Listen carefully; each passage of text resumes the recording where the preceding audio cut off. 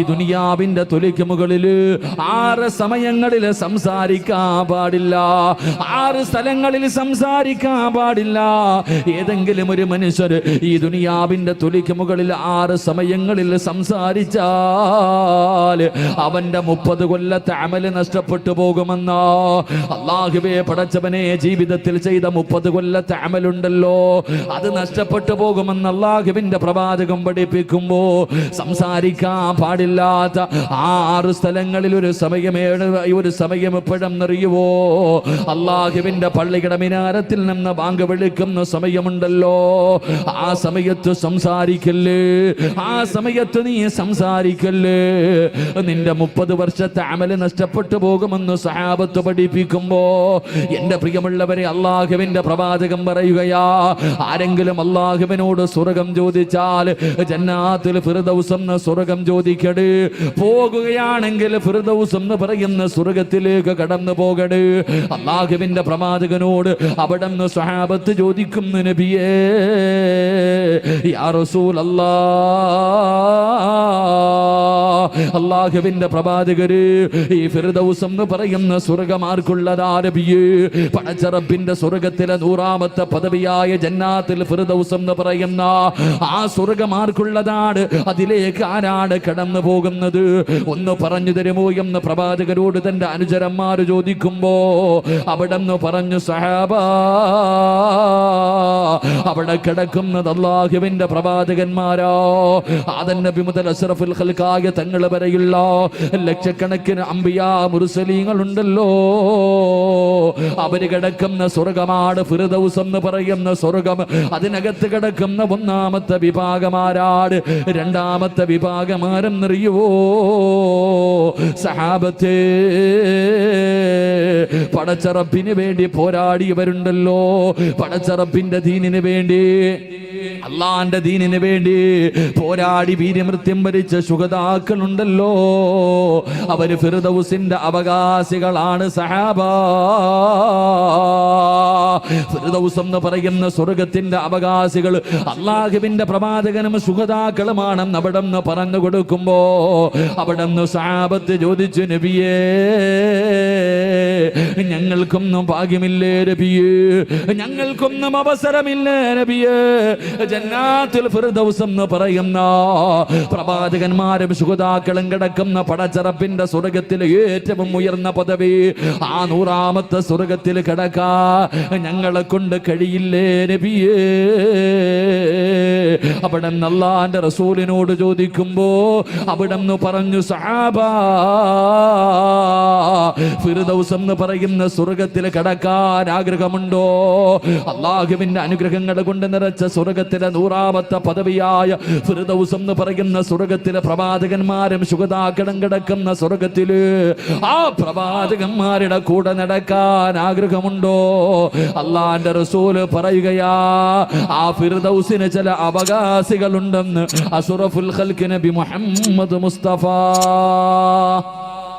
അഷ്റഫുൽ ഖൽഖ് നബി മുഹമ്മദ് മുസ്തഫ സല്ലല്ലാഹു അലൈഹി വസല്ലം, അല്ലാഹു ആ ഫിർദൗസിന്റെ അവകാശികളിൽ എന്നെയും നിങ്ങളെയും അല്ലാഹു ഉൾപ്പെടുത്തി അനുഗ്രഹിക്കുമാറാകട്ടെ. പ്രവാചകൻ സല്ലല്ലാഹു അലൈഹി വസല്ലം തങ്ങൾ പറയുന്നു, ഫിർദൗസ് എന്ന് പറയുന്ന സ്വർഗത്തിന് ചില അവകാശികളുണ്ട്. അല്ലാഹുവിന്റെ സ്വർഗത്തിലെ 100ാമത്തെ പദവിയായ ജന്നാത്തുൽ ഫിർദൗസിൽ പ്രവാചകന്മാരുടെ കൂടെ, ശുഹദാക്കളുടെ കൂടെ ഈ സദസ്സിലിരിക്കുന്ന നമ്മളിൽ പലരും ഉണ്ടാകുമെന്ന് നബി മുഹമ്മദ് മുസ്തഫ, നബി മുഹമ്മദ് മുസ്തഫ, നബി മുഹമ്മദ് മുസ്തഫ സല്ലല്ലാഹു. അല്ലാഹു ആ കൂട്ടത്തിൽ പെടുത്തുമാറാകട്ടെ, അല്ലാഹു ആ കൂട്ടത്തിൽ പെടുത്തുമാറാകട്ടെ. ഇൻഷാ അല്ലാഹ് എത്ര പറയാൻ പറ്റുമോ അത്രയും പറഞ്ഞ് നമുക്ക് സന്തോഷത്തോടെ ദുആ ചെയ്ത് പിരിയാം. ബക്കറ്റ് പിരിവുണ്ടല്ലോ അല്ലേ? ഇൻഷാ അല്ലാഹ് ഇന്നിപ്പോൾ എന്ത് പിരിവൊക്കെ എന്ന് റാഫി? ബക്കറ്റ് പിരിവ് മാത്രമേ ഇന്ന് കേട്ടോ. സ്വർണ്ണമൊക്കെ ഇൻഷാ അല്ലാഹ്, എന്തിനാ ഇപ്പം സ്വർണ്ണമൊക്കെ അല്ലേ? നമ്മുടെ മക്കളൊക്കെ, പെൺകുട്ടികളൊക്കെ ഒളിച്ചോടിക്കൊണ്ടിരിക്കുക. ഇനിയിപ്പോൾ കല്യാണമൊന്നും വേണ്ട, അടുത്ത വർഷം ഇനിയിപ്പോൾ കല്യാണമൊന്നും നടത്തേണ്ടി വരത്തില്ല. കാരണം നമ്മുടെ മക്കളിങ്ങനെ സ്വന്തം ഓരോന്നിനെ തിരഞ്ഞെടുത്തുകൊണ്ടിരിക്കുക. പോകട്ടെ, ഓടിയ എവിടെ വരെ ഓടും? ഓന്തോടിയ എവിടെ വരെ ഓടും? ഓന്തോടിയ എവിടെ വരെ ഓടും? ഓടി കറങ്ങിത്തിരിഞ്ഞിങ്ങനെ നടക്കുന്നത് കാണാം. അള്ളാഹു കാണാനുള്ള യോഗം നൽകി അനുഗ്രഹിക്കുമാറാകട്ടെ. ആമീൻ പറ മനുഷ്യന്മാരെ. അള്ളാഹു കാണാനുള്ള യോഗം നൽകട്ടെ. കാണാം കറങ്ങി തിരിഞ്ഞ് തെണ്ടി തിരിഞ്ഞതിലേക്ക് നടക്കണത്. അള്ളാഹു നമുക്ക് ഈമാൻ നൽകി അനുഗ്രഹിക്കുമാറാകട്ടെ. EP ഉസ്താദ് പറയാനുള്ളതൊക്കെ പറഞ്ഞതുകൊണ്ട് ഞാനൊന്നും പറയണില്ല. മനസ്സും ശരീരവും നിറച്ചിട്ടാണ് ഇന്നലെ ഉസ്താദ് പറഞ്ഞിട്ട് പോയത്. അതുകൊണ്ട് ഇപ്പോൾ ഇൻഷാ അല്ലാഹ് ഞാൻ ഒന്നും പറയണില്ല. ഇൻഷാ അല്ലാഹ് പിരിവൊക്കെ ഇൻഷാ അല്ലാഹ് അതിൻ്റെതായ രീതിയിൽ ഇൻഷാ അല്ലാഹ് നടക്കും. അള്ളാഹു എല്ലാ ഖൈറും ബർക്കത്തും അള്ളാഹു നൽകുമാറാകട്ടെ. എൻ്റെ പ്രിയമുള്ള സഹോദരങ്ങളെ, മഹാനായ നബി മുഹമ്മദ് മുസ്തഫ സല്ലല്ലാഹു അലൈഹി വസല്ലമ തങ്ങൾ പറയുന്നു, ഫിർദൗസ് എന്ന് പറയുന്ന സ്വർഗത്തിൻ്റെ ഒന്നാമത്തെ അവകാശി, അള്ളാഹുവിന്റെ അനുഗ്രഹങ്ങൾ കൊണ്ട് നിറച്ച ജന്നാത്തുൽ ഫിർദൗസ് എന്ന് പറയുന്ന അള്ളാഹുവേ സ്വർഗത്തിലെ 100ാമത്തെ പദവിയായ ഫിർദൗസ് എന്ന് പറയുന്ന സ്വർഗത്തിന്റെ അവകാശികൾ അള്ളാന്റെ റസൂല് എണ്ണി പറയുകയാണ്. പ്രവാചകൻ എണ്ണി പറയുകയാണ്. അള്ളാന്റെ റസൂൽ അവിടെ നിന്ന് പറയുന്ന 1ാമത്തെ വിഭാഗമാരെന്നറിയുവോ? അല്ലാഹുവേ പടച്ചവനെ, പാവപ്പെട്ട പെൺകുട്ടികളുടെ വിവാഹം നടത്തുന്നതിന് വേണ്ടി സംഘടിപ്പിച്ച ഈ പരിപാടിയിൽ ഒരുമിച്ച് കൂടിയ മുസ്ലിമേ, അല്ലാഹുവിന്റെ പ്രവാചകൻ പറയുകയാ, ജന്നാത്തുൽ ഫിർദൗസ് എന്ന് പറയുന്ന സ്വർഗത്തിലേക്ക് കടന്നു പോകുന്ന ആ ഫിർദൗസിന്റെ 1ാമത്തെ അവകാശി ആരെന്നറിയുവോ? അല്ലാഹു തന്ന ആയുസ്സുണ്ടല്ലോ, പടച്ചറപ്പ് തന്ന ജീവിതമുണ്ടല്ലോ, ആ ജീവിതം ആരാണോ അല്ലാഹു കൊടുക്കുന്നത് അവന് ഫിർദൗസിന്റെ അവകാശിയാണെന്ന് നബി മുഹമ്മദ് മുസ്തഫ സല്ലല്ലാഹു അലൈഹി വസല്ലമ തങ്ങൾ പറയുമ്പോൾ, പടച്ചറപ്പ് തന്നിരിക്കുന്ന ഈ ജീവിതമുണ്ടല്ലോ, 20, 30, 40, 50, 60, 70 കൊല്ലമായി ഈ ദുനിയാവിന്റെ തുലിക്ക് മുകളിലൂടെ ഞാനും നിങ്ങളും നടക്കുകയില്ലേ? ഈ ആയുസുണ്ടല്ലോ, നെഞ്ചത്ത് കൈവച്ചിട്ട് പറയാൻ കഴിയുമോ, അല്ലാഹു തന്നിരിക്കുന്ന ആയുസ് ഞാൻ പടച്ചവനാണ് കൊടുത്തതെന്ന് ഈ 31 വയസ്സുള്ള സിറാജിന് പറയാൻ കഴിയുമോ? ഇതുപോലെ നിങ്ങൾ ഓരോരുത്തരും ചോദിക്ക്, അല്ലാഹു നിങ്ങൾക്ക് തന്നിരിക്കുന്ന ആയുസ് പടച്ചറപ്പിനാണോ കൊടുത്തിട്ടുള്ളത്? എന്റെ പ്രിയമുള്ളവര്, നാളെ പടച്ചറപ്പിന്റെ പരലോകത്തേക്ക് കടന്നു ചെല്ലുമ്പോ അഴീക്കോട് പള്ളിയുടെ ഖബർസ്ഥാനിൽ നിന്ന് നാളെ ഇസ്രാഫീൽ എന്ന മലക്ക് സൂറന്ന കാഹളത്തിൽ ഊതി കഴിയുമ്പോ ഖബർ പൊളിച്ചിട്ട് ഞാനും നിങ്ങളും എഴുന്നേറ്റ് പോകുമല്ലോ. അള്ളാന്റെ കോടതിയിലേക്ക് കടന്നു ചെല്ലുമ്പോ അള്ളാഹു ആദ്യമായിട്ട് ചോദിക്കുന്ന ചോദ്യം എന്തെന്നറിയുവോ? അവിടെന്ന് പ്രവാചകൻ പറയുന്നു, സ്വഹാബാ, അള്ളാഹു ചോദിക്കുന്ന 3 ചോദ്യങ്ങൾക്ക് മറുപടി പറയാതെ വെച്ചിരിക്കുന്ന കാലം ചലിപ്പിക്കാൻ പോലും കഴിയില്ലെന്ന് അള്ളാന്റെ റസൂല് പറഞ്ഞു തരുമ്പോ, നാളെ പടച്ചറപ്പിന്റെ പരലോകത്ത് ചെമ്പിന്റെ തറയിലെ തലയുടെ മുകളിൽ സൂര്യദിച്ചു നിൽക്കുന്ന പടച്ചവന്റെ കോടതിയിൽ ഞാനും നിങ്ങളും മുഴുവനും എഴുന്നേറ്റ് നിൽക്കുന്ന ദിവസമുണ്ടല്ലോ, അള്ളാഹു ആദ്യമായിട്ട് ചോദിക്കുന്ന ചോദ്യം എന്തെന്നറിയുവോ? മനുഷ്യ, നിനക്ക് ഞാൻ തന്ന ആയുസ് നീ എന്തിനു വേണ്ടി ചിലവഴിച്ചു? മനുഷ്യ,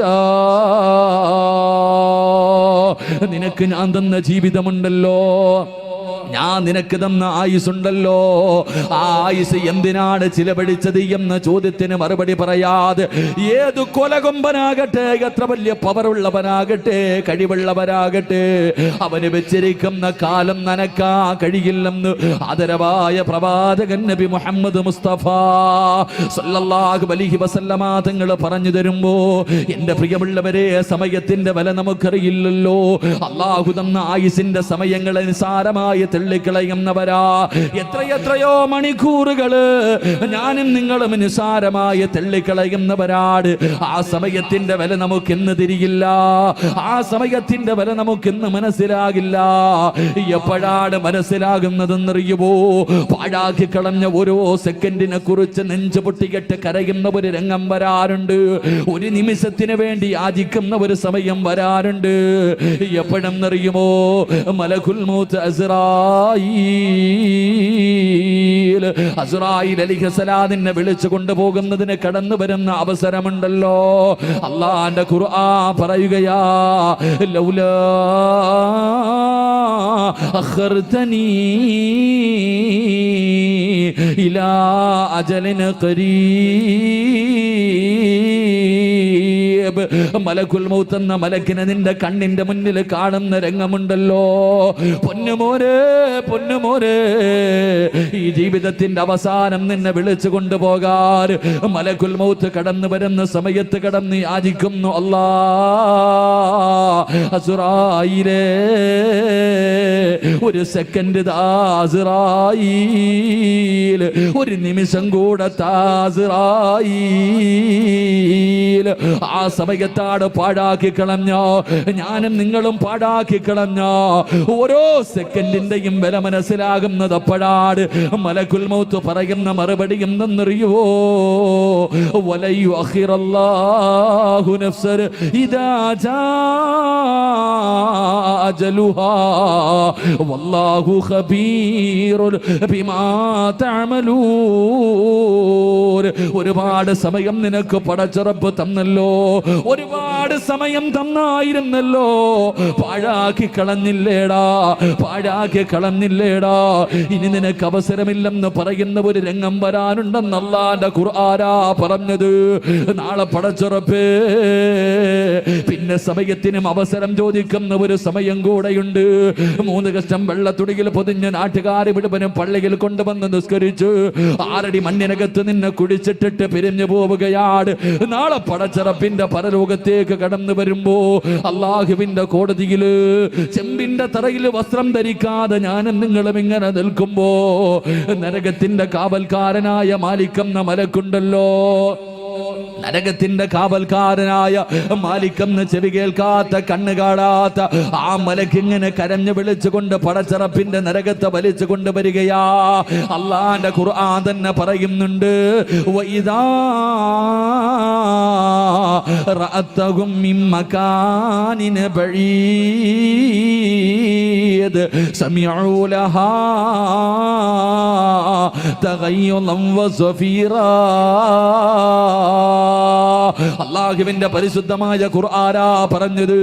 നരകത്തിന്റെ കാവൽക്കാരനായ എന്ന മലക്കെന്നതാ മാലിക്കെന്ന മലക്കുണ്ടല്ലോ, കരഞ്ഞു വിളിച്ചുകൊണ്ട് പടച്ചറപ്പിന്റെ അദാബുകൾ കൊണ്ട് നിറച്ച നരകത്തെ വലിച്ചു കൊണ്ടുവരുമ്പോ, ആ നരകത്തെ കണ്ണുകൊണ്ട് കാണുമ്പോ, ആ നരകത്തിന്റെ വിളി കേൾക്കുമ്പോ, ആ നരകത്തിന്റെ തീ കാണുമ്പോ, ആ നരകത്തിന്റെ ആഴം കാണുമ്പോ, അപ്പോഴും അഴീക്കോട് ജട്ടിയിൽ ഒരുമിച്ച് കൂടിയ ചെറുപ്പക്കാരാ, സമയം പാഴാക്കിയ പെങ്ങള്, അപ്പോഴും അല്ലാഹുവോട് ചോദിക്കുന്നത് എന്തെന്നറിയുവോ? റബ്ബനാ അബ്സർനാ വസമിഅനാ ഫർജിഅനാ. പടച്ചറപ്പേ ഒരിക്കൽ കൂടെ അഴീക്കോട്ടിലേക്ക് ഞങ്ങളെ ഒന്ന് മടക്കുവോ അല്ലാ, ഒരു ചാൻസ് കൂടെ തരുവോ അല്ലാ, ഒരവസരം കൂടെ തരുവോ അല്ലാ. നാളെ പടച്ചറപ്പിന്റെ പരലോകത്ത് കിടന്ന് സെക്കൻഡിന് വേണ്ടി, സമയത്തിന് വേണ്ടി വീണ്ടും ഒരു അവസരം തരാൻ വേണ്ടി യാചിക്കുമ്പോ, അല്ലാഹുവേ നരകത്തിലേക്ക് നിന്നെ മലക്കുകളെ വലിച്ചെറിയുമെന്ന് അല്ലാഹുവിന്റെ ഖുർആൻ പറയുമ്പോ, എന്റെ പ്രിയമുള്ളവരെ, പടച്ചറപ്പ് തന്നിരിക്കുന്ന ജീവിതമുണ്ടല്ലോ, എപ്പോഴാണ് തീരുന്നതെന്നറിയില്ല, എവിടെ വെച്ചാണ് തീരുന്നതെന്നറിയില്ല. മലക്കുൽ മൗത്തിന് എവിടെയാണ് കയറി വരേണ്ടതെന്നറിയില്ലല്ലോ, എവിടെ വേണമെങ്കിലും കയറി വരുമല്ലോ. പടച്ചവരെ ഒരു മുന്നറിയിപ്പുമില്ലാതെ ഏതുവന്റെയും കൊട്ടാരത്തിന്റെ നടുവിലാകട്ടെ അനുവാദം ചോദിക്കാതെ മലക്കുൽ മൗത്ത് കടന്നു വരുമല്ലോ. എപ്പോഴെവിടെ വെച്ചാണ് വരുന്നതെന്നറിയില്ല. അല്ലാഹു തന്ന ആയുസിന്റെ വില മനസ്സിലാക്കാറ് എപ്പോഴെവിടെ വെച്ചാണ് മരിച്ചു പോകുന്നതെന്നറിയില്ല. എന്റെ പ്രിയമുള്ളവര്, അല്ലാഹുവിന്റെ പ്രവാചകന്റെ പ്രിയപ്പെട്ട സ്വഹാബിയാണ് മഹാനായ റബീഅത്ത് ഇബ്നു ഹൈസം റളിയല്ലാഹു തആല അൻഹു. റബീഅ എന്ന് പറയുന്ന ചെറുപ്പക്കാരനുണ്ടല്ലോ, തന്റെ വീടിന്റെ മുന്നിൽ ഒരു ഖബർ കുടിച്ചിട്ടിരിക്കുകയാണ്.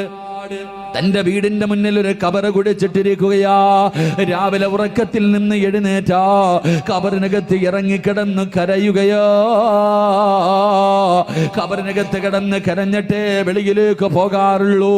തിരിച്ചു വരുമ്പോഴും തന്റെ വീടിനകത്ത് കയറുന്നതിന് മുമ്പ് കബറിനകത്തൊരൽപ്പം നേരം കിടന്ന് കരയുകയാണ്. എല്ലാവരും ചോദിച്ചു, റബീഅ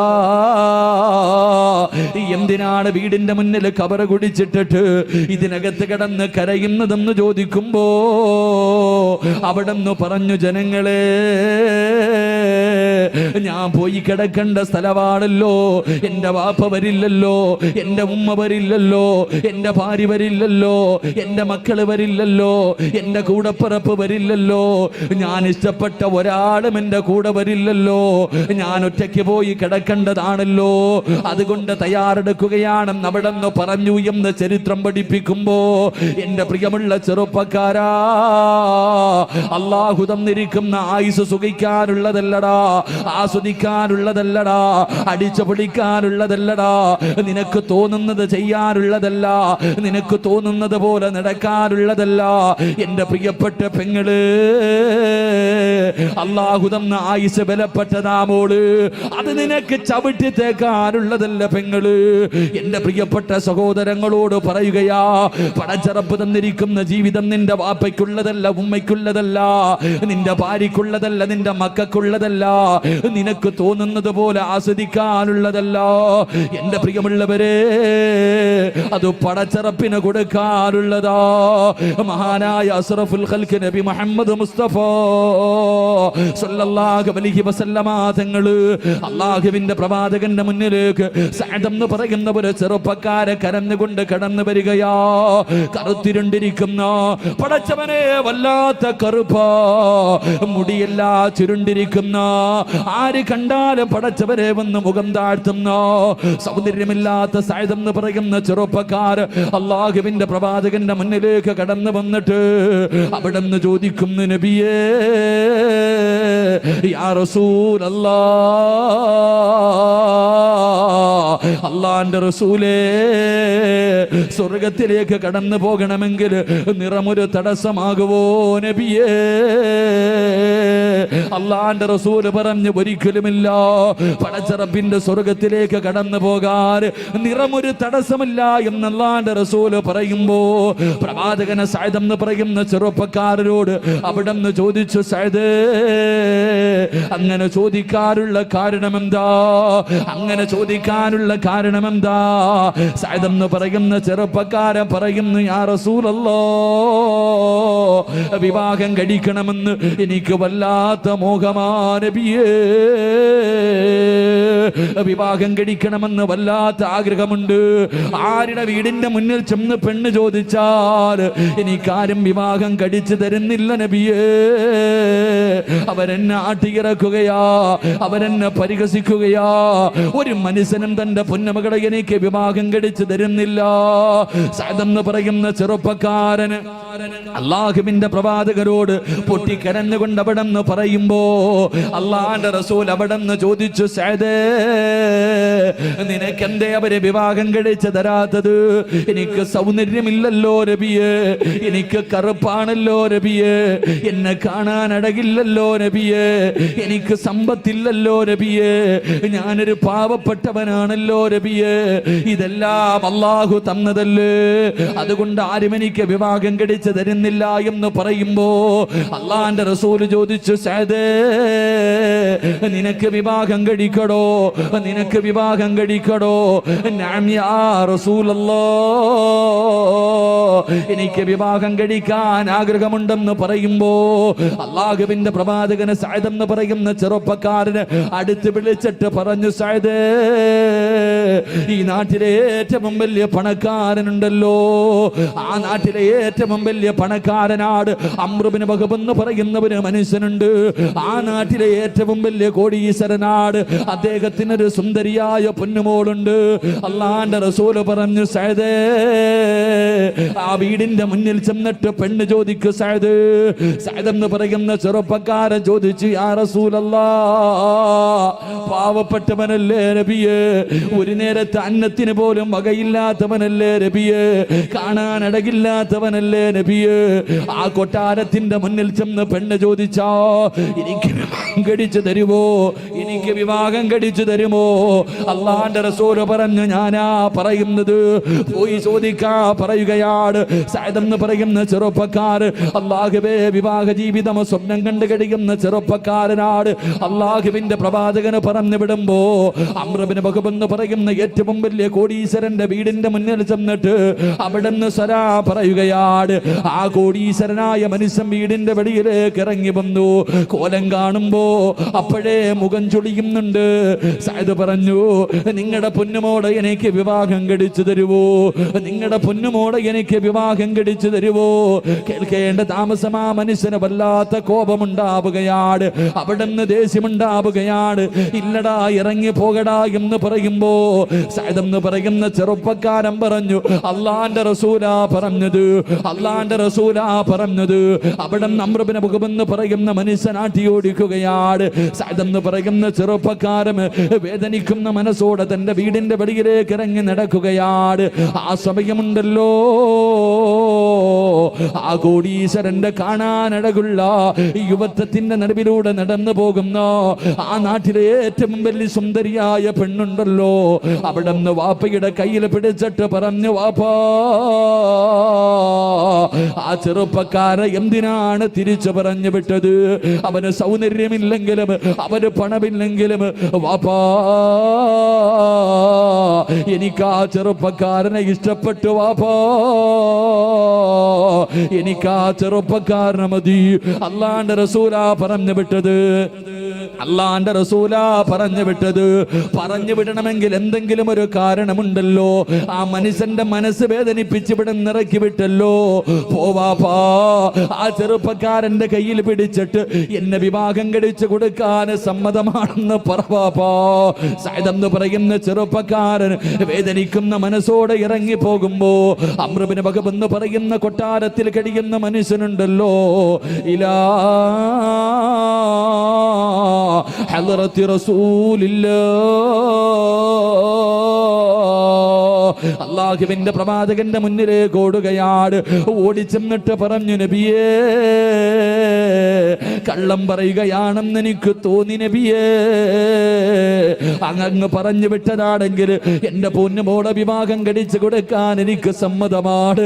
അള്ളാഹുവിന്റെ പ്രവാചകൻ സഅദ് എന്ന ചെറുപ്പക്കാരെ വിളിക്കുകയോ, അവിടെ വിവാഹത്തിന് വേണ്ടി ഒരുങ്ങാ പറയുകയാണ്. അവിടെ നിന്ന് വിവാഹത്തിന് വേണ്ടി ഒരുങ്ങാ പറയുകയാണ്. സഅദ് എന്ന് പറയുന്ന ചെറുപ്പക്കാരന് സന്തോഷം പിടിച്ചു നിർത്താൻ കഴിഞ്ഞില്ലോ.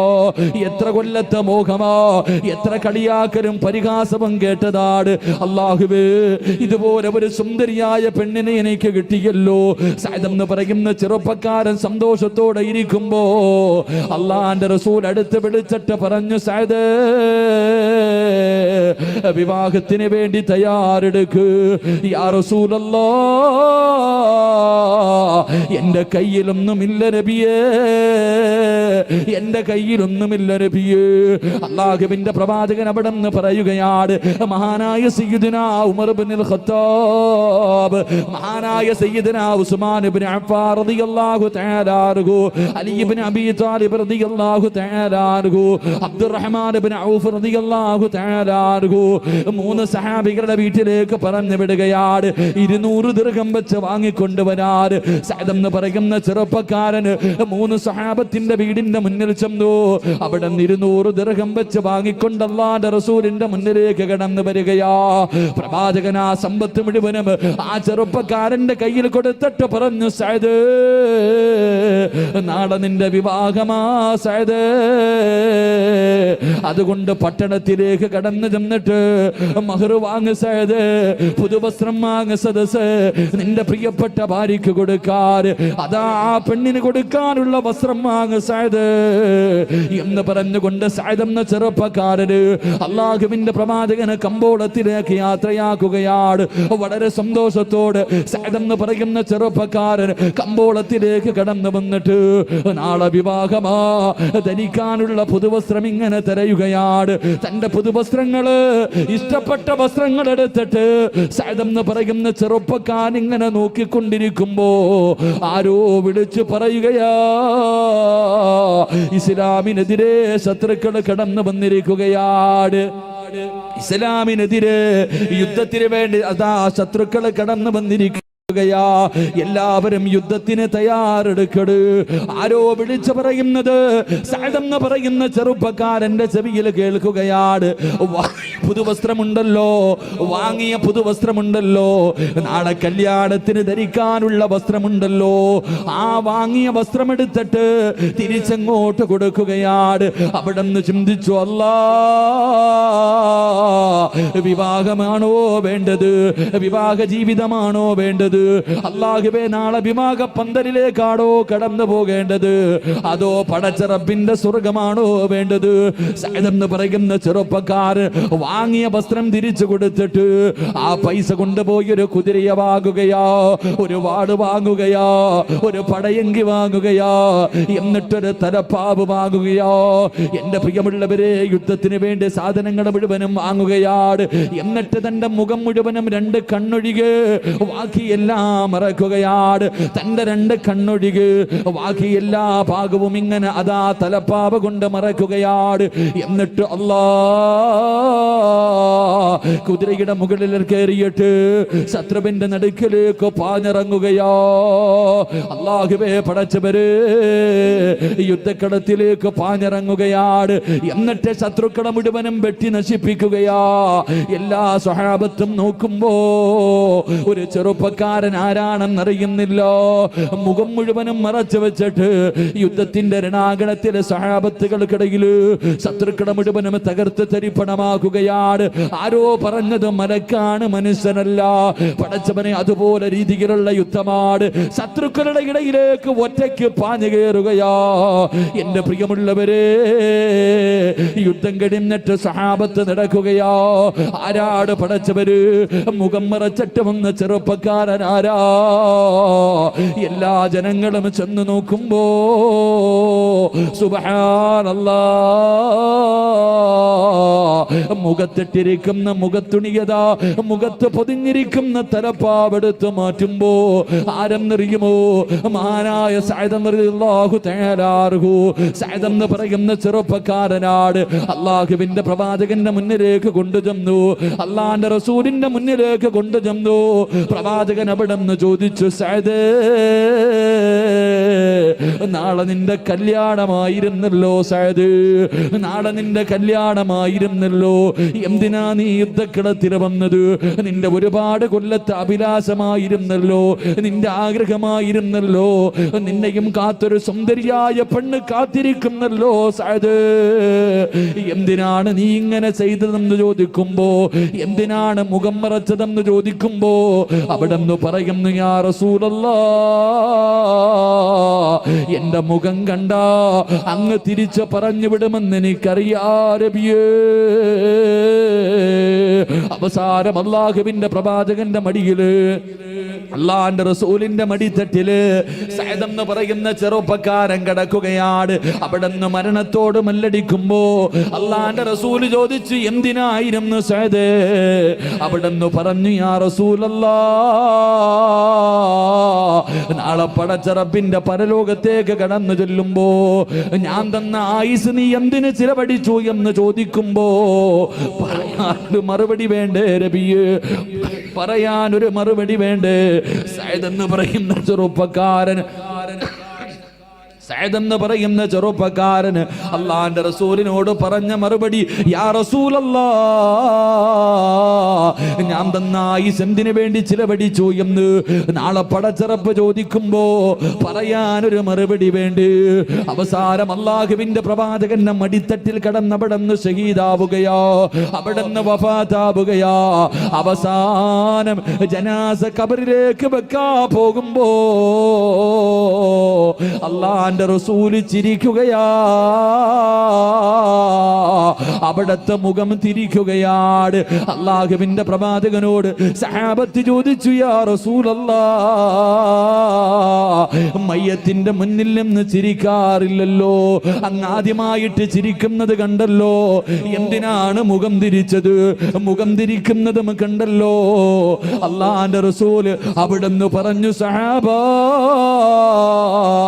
സഅദ് സഅദ് എന്ന് പറയുന്ന ചെറുപ്പക്കാരന്റെ ശരീരത്തിന് വേണ്ടി സ്വർഗത്തിലെ ഹൂറില്ലീങ്ങളായ പെണ്ണുങ്ങളുണ്ടല്ലോ, അവര് പരസ്പരം തമ്മിലടിക്കുന്നു സഹാബ. ദുനിയാവിലെ പെണ്ണിന് ആരാ വേണ്ടത്? സ്വർഗത്തിലെ പെണ്ണുങ്ങൾ പരസ്പരം ആ ചെറുപ്പക്കാരന് വേണ്ടി കിടന്ന് തമ്മിലടിക്കുകയോ. ആ കൂട്ടത്തില് ഒരു ഹൂറില്ലീങ്ങളിൽപ്പെട്ട ഒരു പെണ്ണിന്റെ മടമ്പങ്കാല് വെളിവായി സഹാബ. അത് കാണാതിരിക്കാനാണ് ഞാൻ എന്റെ മുഖം തിരിച്ചതെന്ന് അല്ലാഹുവിന്റെ റസൂല് പറയുമ്പോ, എന്റെ പ്രിയപ്പെട്ട ചെറുപ്പക്കാരാ, അല്ലാഹു തന്നിരിക്കുന്ന ആയുസ് നിനക്ക് സുഖിക്കാറുള്ളതല്ലടോ. പടച്ചറപ്പിന്റെ സ്വർഗം നിനക്ക് വെറുതെ കിട്ടില്ലടോ. വമിനന്നാസി മയ്യസിരി നഫ്സഹു ബുത്തിഗാ മർളാത്തില്ലാഹ് വല്ലാഹു റഊഫുൻ ബിൽ ഇബാദ്. പടച്ചറപ്പ് തന്നിരിക്കുന്ന ഈ ആയുസുണ്ടല്ലോ, നിന്റെ ഈ ജീവിതമുണ്ടല്ലോ, ഇത് കൊടുത്താലേ റബ്ബ് നിനക്ക് സ്വർഗം തരൂ ചെറുപ്പക്കാരാ. നിന്റെ ആയുസ് അല്ലാതെ കൊടുക്കുമ്പോര് നിന്റെ ആയുസ് പടച്ചവരെ കൊടുക്കടാ. 5 നേരം നിസ്കരിക്കു ചെറുപ്പക്കാരാ, പള്ളിയിലേക്ക് കടന്നു പോകുക ചെറുപ്പക്കാരാ, നല്ല കാര്യങ്ങൾക്ക് കൂട്ടുനിൽക്കു ചെറുപ്പക്കാരാ. പൊന്നുമോനെ, അവിടാടാ കൂട്ടുകാരാകേണ്ടത്. നല്ല കാര്യങ്ങൾക്ക് വേണ്ടിയാണ് ഒരുമിക്കേണ്ടത്, നല്ല കാര്യങ്ങൾക്ക് വേണ്ടിയാണ് മത്സരിക്കേണ്ടത്.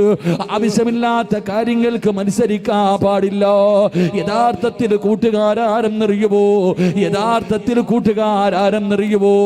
എന്റെ പ്രിയമുള്ളവര്, ഉഹദിന്റെ രണാങ്കണത്തിൽ യുദ്ധം നടക്കുന്നതിന്റെ തലേ ദിവസമുണ്ടല്ലോ, ഉഹദിന്റെ രണാങ്കണത്തില് യുദ്ധത്തിന് വേണ്ടി എല്ലാവരും തയ്യാറെടുക്കുകയാ. സുബഹി നമസ്കാരം കഴിഞ്ഞാൽ യുദ്ധക്കളത്തിലേക്ക് ഇറങ്ങി പോവുകയാണ്. അതാ ഉഹദിന്റെ തലേ ദിവസമുണ്ടല്ലോ, ഒരു മനുഷ്യനുണ്ടല്ലോ, അബ്ദുല്ലാഹ് ഇബ്നു ജഹ്ശ് റളിയല്ലാഹു തആല അൻഹു വീടിനകത്ത് ഭാര്യയോടും മക്കളോടും യാത്ര പറയുകയാണ്. ഉഹദിന്റെ രണാങ്കണത്തിൽ യുദ്ധം നടക്കുന്നതിന്റെ തലേ ദിവസമുണ്ടല്ലോ, വീടിനകത്ത് ഭാര്യയും മക്കളെയും വിളിച്ചിരുത്തിയിട്ട് യാത്ര പറയുകയാ. എല്ലാവർക്കും ഉപദേശം കൊടുക്കുകയാണ്. എന്നിട്ട് പാതിരാത്രി എഴുന്നേറ്റ് തന്റെ ആത്മാർത്ഥ സുഹൃത്തായ അബ്ദുറഹ്മാൻ ഇബ്നു ഔഫ് റളിയല്ലാഹു തആല അൻഹു, അല്ലാഹുവേ പടച്ചവരെ, സഅദ് ഇബ്നു അബീ വഖാസ് റളിയല്ലാഹു തആല അൻഹു, രണ്ടുപേരും ആത്മാർത്ഥ സുഹൃത്തുക്കളോ, രണ്ടുപേരും വലിയ കൂട്ടുകാരാ. അബ്ദുല്ലാഹ് ഇബ്നു ജഹ്ശ് റളിയല്ലാഹു തആല അൻഹു സഅദ് ഇബ്നു അബീ വഖാസ് റളിയല്ലാഹു തആല അൻഹുവിന്റെ വീട്ടിലേക്ക് പാതിരാത്രി കടന്നു ചെന്നിട്ട് വിളിക്കുന്ന കൂട്ടുകാരാ, എന്റെ കൂടെയൊന്ന് വരുവോ, എന്റെ കൂടെയൊന്ന് വരുവോ. പാതിരാത്രി വീടിനകത്ത് കിടക്കുന്ന കൂട്ടുകാരനെ വിളിച്ചിറക്കുകയാണ്. കള്ളു കുടിക്കാനല്ല, വ്യഭിചരിക്കാൻ പോകാനല്ല, സിനിമയ്ക്ക് പോകാനല്ല, അഹങ്കാരം കാണിക്കാൻ പോകാനല്ല. പാതിരാത്രി വന്ന് തന്റെ കൂട്ടുകാരെ വിളിച്ചിറക്കിയിട്ട് രണ്ടുപേരും കൂടെ ഉളവെടുക്കുകയാണ്. എന്നിട്ട് പടച്ചിറപ്പിന്റെ മുന്നിൽ 2 റക്അത്ത് നിസ്കരിക്കുകയോ. എന്നിട്ട് മഹാനായ സഅദ് ഇബ്നു അബീ വഖാസ് റളിയല്ലാഹു തആല അൻഹു രണ്ടുപേരും നിസ്കാരം കഴിഞ്ഞപ്പോ അവിടുന്ന് കൂട്ടുകാരനെ പിടിച്ച് പുറകിലിരുത്തിയിട്ട് അവിടുന്ന് പറയുന്നു, സഅദ് ഇബ്നു അബീ വഖാസിനോട് പറയുന്നു, കൂട്ടുകാരാ, ഞാൻ ദുആ ചെയ്യാ പോവുകയോ, ഞാൻ പടച്ചിറപ്പിനോട് ദുആ ചെയ്യാ പോവുകയാ. നീ ആത്മാർത്ഥമായി ആമീൻ പറയട്. എന്നോട് സ്നേഹമുണ്ടെങ്കിൽ നീ ആത്മാർത്ഥമായിട്ട് ആമീൻ പറയട്. അബ്ദുല്ലാഹ് ഇബ്നു ജഹ്ശ് റളിയല്ലാഹു തആല അൻഹു പാതിരാത്രി നിസ്കരിച്ചിട്ട് കൂട്ടുകാരനെ പുറകിലിരുത്തിയിട്ട് അവിടുന്ന് ദുആ ചെയ്യുന്നു, അല്ലാഹ്, നാളെ ഉഹദിന്റെ രണാങ്കണത്തിലേക്ക് ഞാൻ പോകുകയാ റബ്ബേ, എന്റെ വീട്ടിലേക്ക് എന്നെ മടക്കല്ലേ അല്ലാ, എന്നെക്കാലം ആരോഗ്യമുള്ള ഒരു ശത്രുവിനെ എനിക്ക് തരണേ അല്ലാ, അവൻ എന്റെ കൈ മുറിക്കണേ റബ്ബേ, എന്റെ കാല് മുറിക്കണേ റബ്ബേ, എന്റെ ചെവി മുറിക്കണേ അല്ലാ.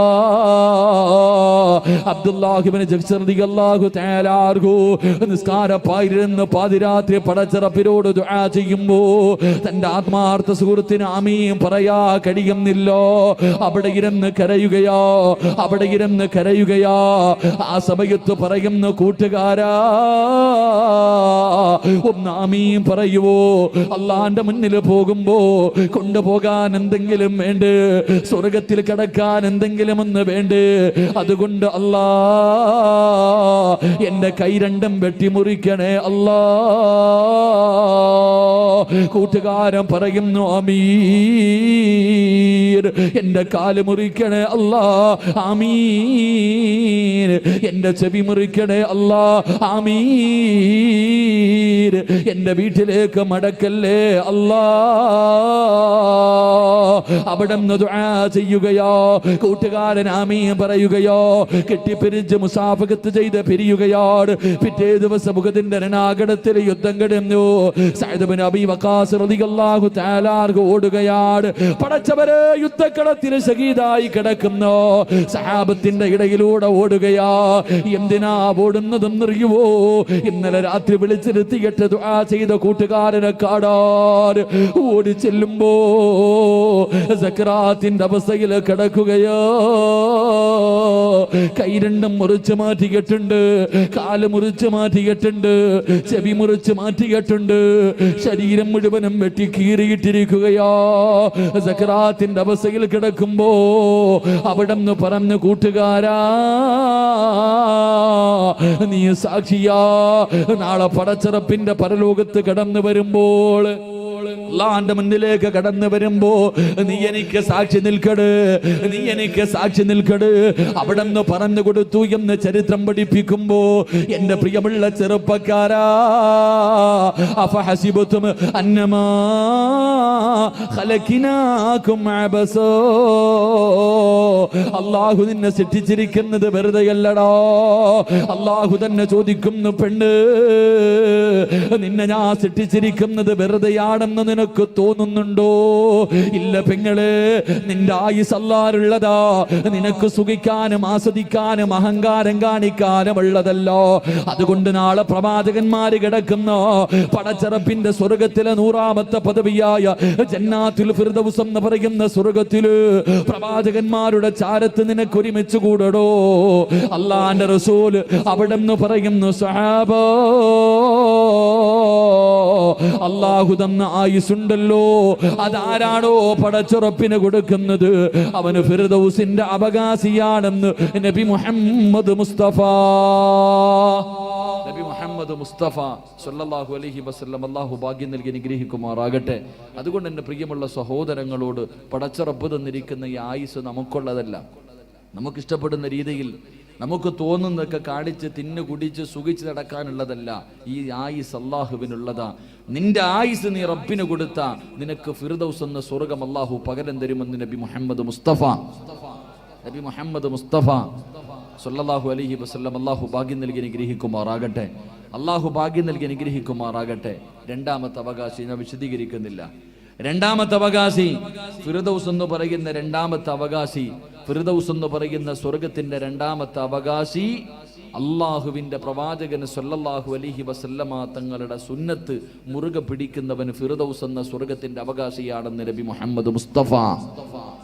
നബി മുഹമ്മദ് മുസ്തഫ സല്ലല്ലാഹു അലൈഹി വസല്ലം പ്രവാചകന്റെ സുന്നത്ത് മുറുകെ പിടിക്കുക. ഇന്ന് സുന്നത്തുകൾ ഉന്മൂലനം ചെയ്യുന്നൊരു കാലത്താ ഞാനും നിങ്ങളും പ്രവാചകന്റെ ഏത് സുന്നത്താണ് ജീവിതത്തിൽ അനുസരിക്കുന്നത്? ഒരെണ്ണം പറ. ഞാൻ എൻ്റെ നഫ്സിനോട്, നിങ്ങൾ നിങ്ങളുടെ നഫ്സിനോട് ചോദിക്ക്. അല്പം സൗണ്ട് പൊട്ടിക്കാൻ. പ്രവാചകന് സല്ലല്ലാഹു അലൈഹി വസല്ലമ തങ്ങളുടെ സുന്നത്ത് ജീവിതത്തിൽ മുറുകെ പിടിക്കണ എത്ര പേരുണ്ട്? ഒരെണ്ണം പറ. 100 ഒന്നും വേണ്ട, 100 ഒന്നും വേണ്ട, ഒരെണ്ണം ഞാനും നിങ്ങളും പറ. അല്ലാഹു ഈമാൻ നൽകി അനുഗ്രഹിക്കുമാറാകട്ടെ. സുന്നത്തിനെ കുറിച്ച് പറയുമ്പോൾ പറയൂ, ഉസ്താദെ, ചെയ്താ പ്രതിഫലം, ചെയ്തില്ലെങ്കിൽ അല്ലാഹു നരകത്തിലൊന്നും ഇടൂലല്ലോ. അതാ ചോദിക്കണേ. എടാ, താടി വളർത്തടാ, തൊപ്പിയിടടാ, നല്ല കോലത്തിൽ നടക്കടാ, അത് സുന്നത്താണെന്ന് പറഞ്ഞു കൊടുക്കുമ്പോൾ ചോദിക്കും, ഇത് ചെയ്തില്ല എന്ന് പറഞ്ഞ് അല്ലാഹു നരകത്തിലൊന്നും ഇടൂല. അതൊക്കെ ശരി തന്നെ. എൻ്റെ പ്രിയമുള്ള സഹോദരങ്ങളെ, അള്ളാഹുവിൻ്റെ പ്രവാചകൻ സല്ലല്ലാഹു അലൈഹി വസല്ലമ തങ്ങളുടെ സുന്നത്ത് മുറുകെ പിടിച്ച നാളെ പ്രവാചകന്മാര് കിടക്കുന്ന ഫിർദൗസ് അല്ലാഹു തരുമെന്ന് നബി മുഹമ്മദ് മുസ്തഫ. നബി മുഹമ്മദ് മുസ്തഫ സല്ലല്ലാഹു അലൈഹി വസല്ലം അല്ലാഹു ഈമാൻ നൽകി അനുഗ്രഹിക്കുമാറാകട്ടെ. ഒരു 3 സ്വലാത്ത്. സല്ലല്ലാഹു അലാ മുഹമ്മദ്